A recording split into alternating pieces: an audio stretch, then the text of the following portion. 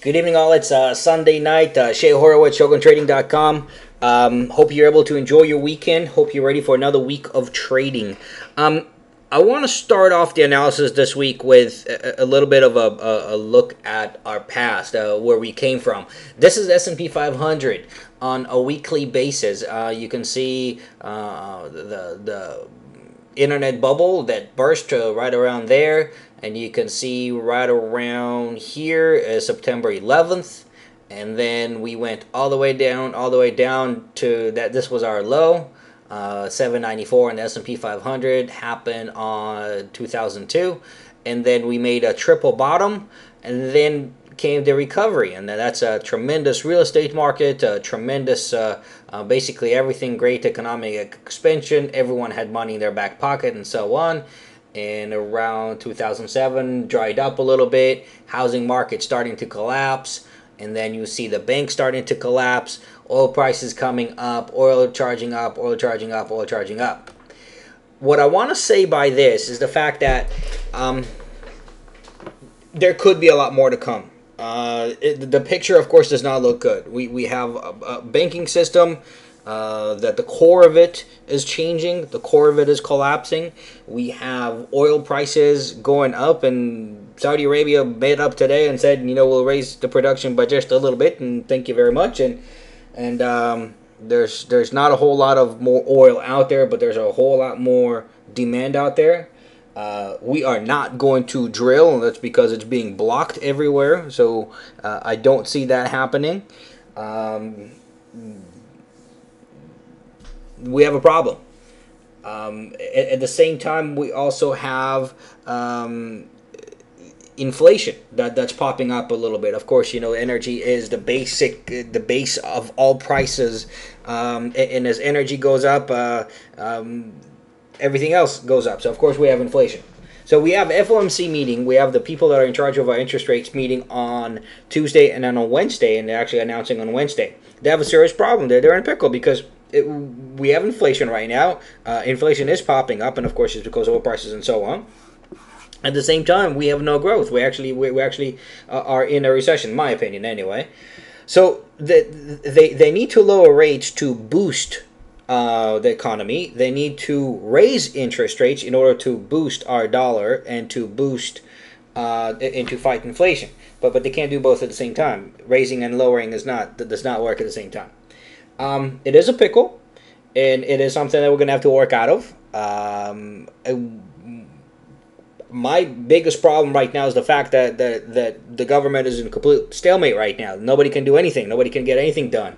Both sides are pulling. Both sides are literally vetoing each other, and nothing gets done. And of course, when nothing gets done, the little people suffer, and that's what's going on. So anyway, that's my soapbox for tonight. We do have to watch out for a few things this week. We have GDP numbers. We have consumer confidence numbers coming out. We also have the FOMC numbers coming out. And I do suggest that you exercise caution. And by exercising caution, that means that being flat or protecting yourself against the volatility that could come this week from all kinds of announcements. One of the reasons why I'm showing you the S&P 500 on a weekly basis is because I want to show you how similar they are. You can see the top pattern, and you can see the first wave, and then the bounce back up, and you see the wave and the bounce back up, and you can see how this led to humongous. Remember, September 11th is here. This is September 11th. So the dive was not caused by September 11th. September 11th was only halfway through. And of course it accelerated, and I think it exaggerated it, of course. But I think that this is something that could happen right now. And I don't want to be a doomsayer or anything along those lines, but I want you to protect yourself.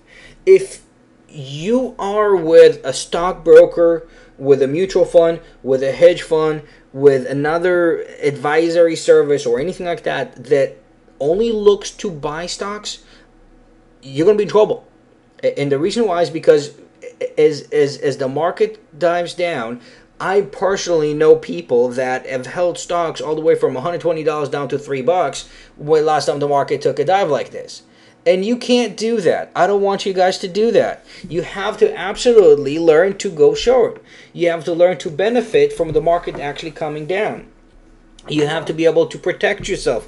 You have to be able to use options to take advantage of that. You have to use options in order to protect your downside and stops and everything along those lines. You have to be a lot more proactive when the market comes down. Everyone is a genius when the market goes straight up. I bought IBM and it went straight up. I bought Microsoft and it went straight up. And everyone looks like a genius and all you know, who needs advice because I can do it all myself. But when the market actually came down, that's the exact same people that lost everything they had. You know, as one of the people I know is that, you know, yeah, my son was going to Harvard, now he has to go to community college because of this dive in the market. Don't let that happen to you.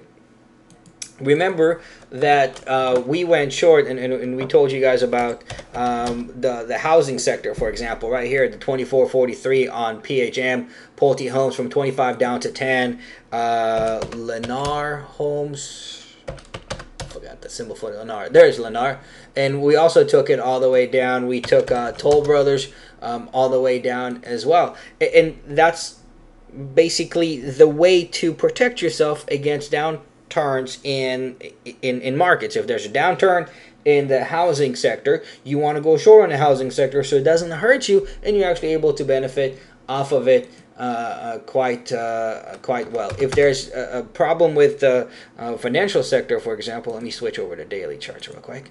One of our biggest winners is Lehman Brothers, that we showed at the 41.37 and it went all the way down. Another one, for example, CRBC. CRBC is a more of a regional bank, and we went from 803 all the way. Stock is still diving 285. Stock is probably going to go down to zero.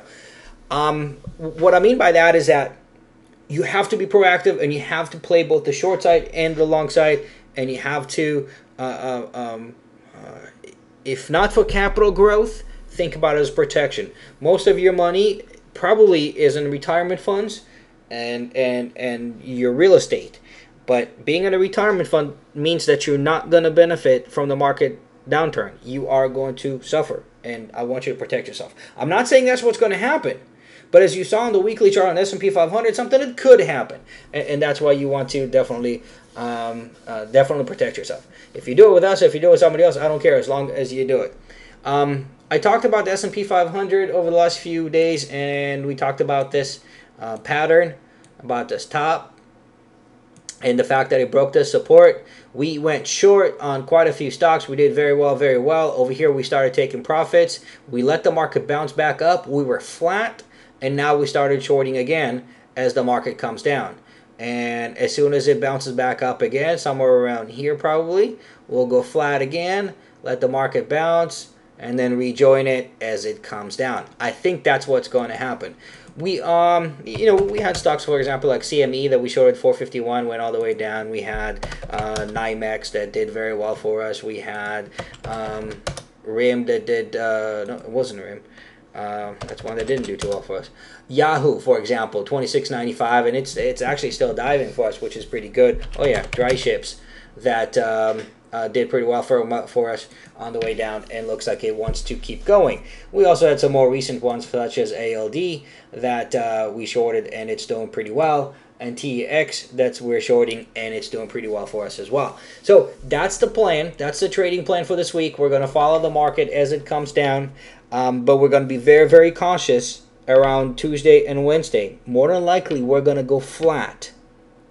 We're going to go flat. We're going to close everything because I don't want to risk the profits that we made. I don't want to give them back at all. Anyway, it's going to be an interesting week. Pay attention. If you need any help, let us know. We're here for you. Have a great week. I'll talk to you next week. Take care.